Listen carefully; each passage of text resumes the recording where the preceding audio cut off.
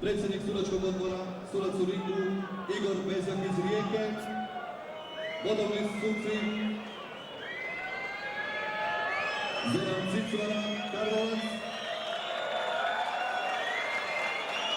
i Davor Milanković, Čavle.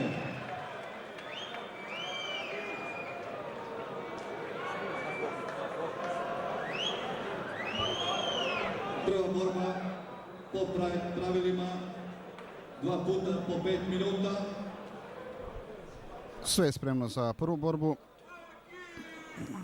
Prva borba, disciplina Ultimate Fight po Pride pravilima. Dalibor Atanasov, tim Atanasov, Slovenija i Danijel Mrkoci iz Kutine. Danijel Mrkoci, nasuprot njemu Dalibor Atanasov. Dakle, u crvenom kutu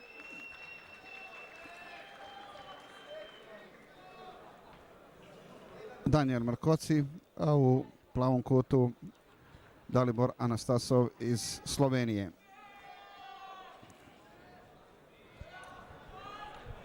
I evo počinje meč. Anastasov Mrkoci po Pride pravilima 2 puta po 5 minuta. Ovo je početak, dakle, odmjeravanje snaga. Dakle, 2 runde po 5 minuta, tako kažu Pride pravila.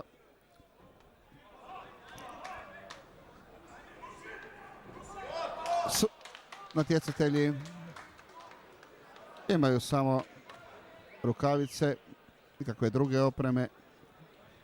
Dakle, to su čisti udarci nogama. Malo sam razgovarao sa borcima jučer na konferenciji za novinare i danas prije koliko im treba da se oporave od takvog jednog meča. Nemaju puno mečeva tijekom godine, jer zaista to su veliki napori, treba se oporaviti od meča. 10-tak najviše godišnje.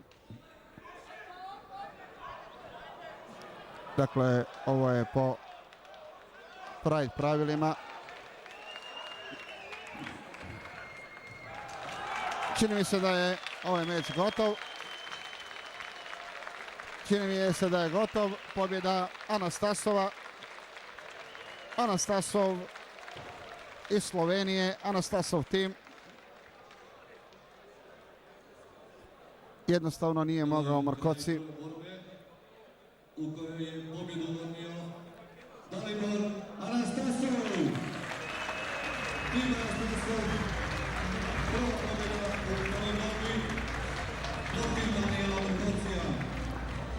Dakle, Dalibor Anastasov je uspio pobijediti Mrkocija i to već u prvoj rundi.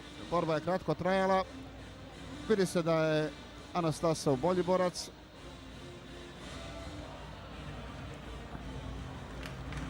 Dakle, prva borba po Ultimate Fightu, pobjeda Dalibora Anastasova.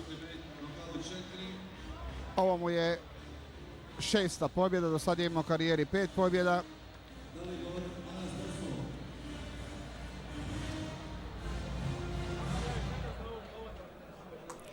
Čestitke dole njegovih navijača.